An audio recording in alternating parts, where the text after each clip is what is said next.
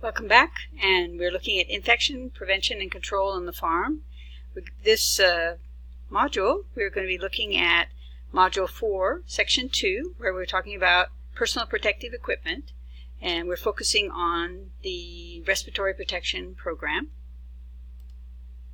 But I do want to review quickly the hierarchy of controls. Of course, the best solution to any of the farm worker hazards would be elimination or substitution with a less hazardous material. But unfortunately, this is probably the most difficult to implement. For an existing process, major changes in equipment or even your standard operating procedures might be necessary to eliminate that hazard. So I think that engineering controls are the greatest favor, and sometimes it's very simple. Extending the handle on a rake or doing different types of tasks with a barrier in between, like when immunizations are completed on livestock. You make sure that the worker is separated by an iron gate so it protects them. So there are simple engineering controls that aren't necessarily horribly expensive. So these are the things that we want to focus on, engineering controls, and if those are not possible, then we would worry about possibly personal protective equipment or some kind of administrative control where you're actually rotating staff for doing different tasks at different times. So many of you are familiar with the hierarchy of controls in this triangle. It's showing that the elimination, substitution, engineering controls are more favored and more likely to be successful. And as you go toward the bottom, the PPE, again, there are lots of barriers to successfully and effectively using personal protective equipment, so this is the problem. And again, engineering controls are the key here. But when we actually do need to have personal protective equipment, and very often it's a pair of gloves, a pair of overalls, an apron, rubber boots, simple things that protect the worker from having contact with the contaminants, they have to know how to use it and primarily why you use it.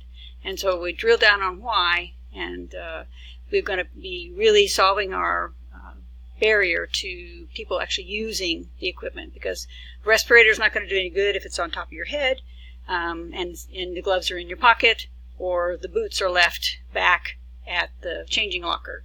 So PPE prevents the actual physical contact and actively filters out infectious particles, minimizes your exposure to hazards. So we're really talking about chemicals, biological, or even radiologic agents. And proper use of PPE, again, is a safe barrier between the worker and the exposure. So when is it necessary? What kind is necessary? These are all the things that the employer or the different types of farm managers are responsible for making decisions about. And how do you properly put it on and take it off, or donn and doff? How do you adjust it? Again, ill-fitting PPE is actually very cumbersome and ineffective. And we want to be sure to talk about the effective maintenance, useful life. If it's disposable, throw it away. Don't keep reusing it. Don't stuff it down in your pocket and then pull it out at some later date, because then it's contaminated on both sides. So these are the types of things that you have to be constantly monitoring. So the 5 W's, so who, what, when, where, why, and how. These are the worker 5 W's, again, making sure that they really understand. And it's not just a brief orientation, it's actually mentoring, practical use, demonstrating the use, seeing the use of these PPE in the field, and consistent use. Training, practice, competence, and observation. So again, competency-based training is very important. I think that your selection, again, depends on the risk of infection, the type of exposure that you anticipate. So these are all part of your job hazard analysis or job safety analysis. So JSA, JHA. Again, think about the durability of the PPE. We won't go be using nitrile gloves when you really need leather gloves or some other kind of protective gear on the farm. And then you have to consider fit and comfort, because the more comfortable the worker is in wearing the PPE, the more likely they are to use it effectively. Again, tell us about your actual agricultural facility. Do you have livestock with dust, hair, dander, all kinds of allergens that are stirred up from the environment because of the activity of the animals. So these are all things that have influenced you strongly. Healthy workers are more productive workers. So your farm managers, the owners, the different type of supervisors, they're going to be very happy for you to have healthier, more productive workers. So that may mean that you need to protect your workers against grain dust with different types of respirators or other kinds of protective gear. Here are the common challenges. Again, respirators, there's no immediate decontamination of those things. Face masks, body coverings, the ties break, they tear. Again, foot covers, gloves, these are all things that can be very cumbersome without practice. And so this is the type of experience that I have with in different types of work environments where I have been the industrial hygienist doing the surveys. I'm observing the way the workers are using their PPE, how effectively we're measuring the types of contaminants that are in the work environment. And very often you're required to don and doff your respirator even before, say, you're on the helipad ready to go out on the rig. They check every time. So these are all things that have to be considered in looking at your management of your personal protective equipment. Of course, there are lots of limitations. So the different safety hazards that the personal protective equipment will not protect against.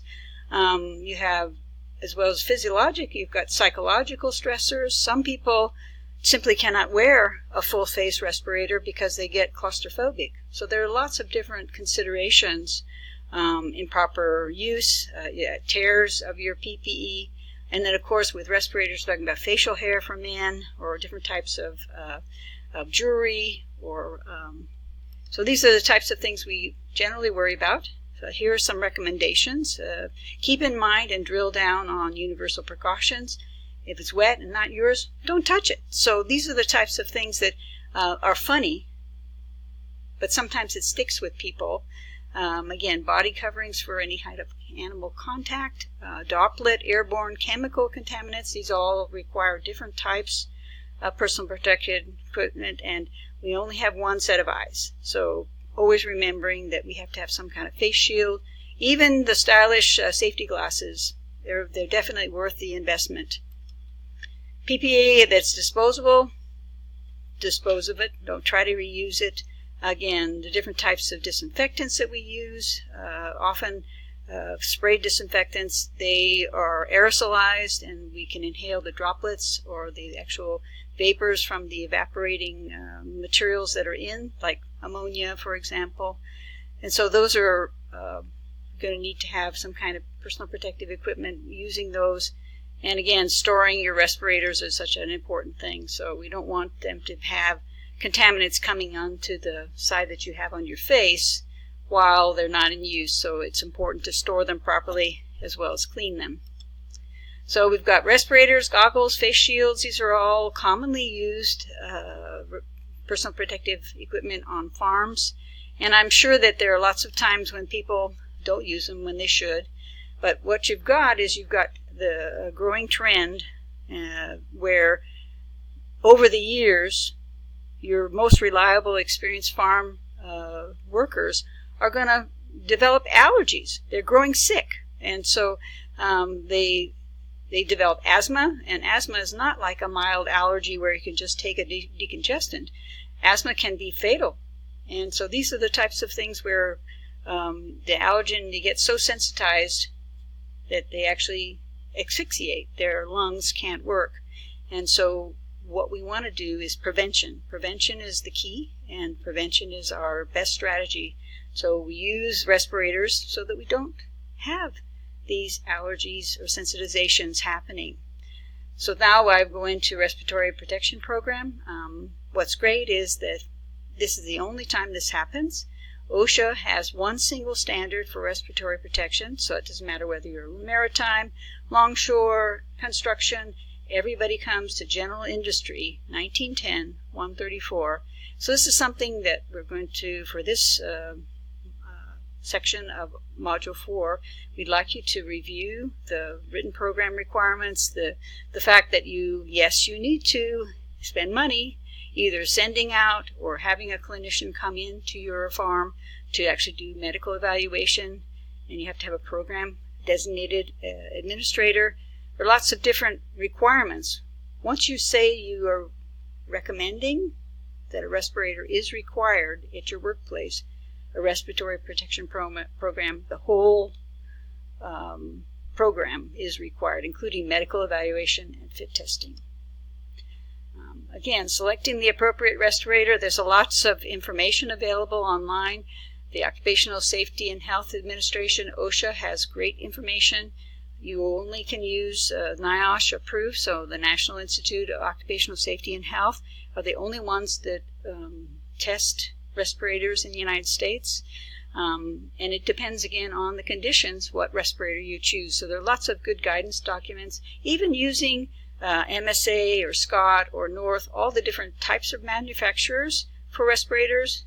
They also have really good information about cartridge change schedules and things like that. So take advantage of those information that are online. Again, air purifying respirators, I think that half masks and full face are used quite a bit. What I'd like to see is for more use of the N95 or P100 filtering face piece respirators, because they're cooler and they're disposable. What's better than that? And they actually have come down in price. And they now have the filtering face piece respirators that have activated charcoal in them, so they can actually be good for certain types of vapors. So consider it as part of your routine. A lot of people prefer the elastomeric respirator that's shown here, but I think that you should also consider other types of respiratory protection. At a higher level, if you're going to be exposed to hazardous gases, vapors, or there's oxygen deficiency, you'll need to go with line air or self-contained breathing apparatus, SCBA, and then also consider air purifying respirators that have a big powered fan on them. Hey, lots of people like them. They are expensive, but if you've got certain tasks that need a higher level of protection and that also you're concerned about people getting hot, the powered air purifying respirator is a good option. And there are loose-fitting powered air purifying respirators, or PAPRs, that don't require facial hair trimming. So it's kind of popular, even though they are more expensive. User seal checks are something that you're required to do every single time you put on and take off a respirator, so it's important to be aware of that. Positive and negative chest is not something, it's something you need to do each time you use a respirator. A fit testing is something you do only once a year to make sure you've got the correct size and type of respirator. As part of the OSHA requirements for respiratory protection, again, fit testing, I recommend the quantitative fit testing because there is no mistaking. They actually measure the number of particles inside the respirator compared to the ambient particles outside the respirator, and so there's a number, whereas the qualitative test, it has to do with whether you smell or taste a test agent when you have your respirator properly put on.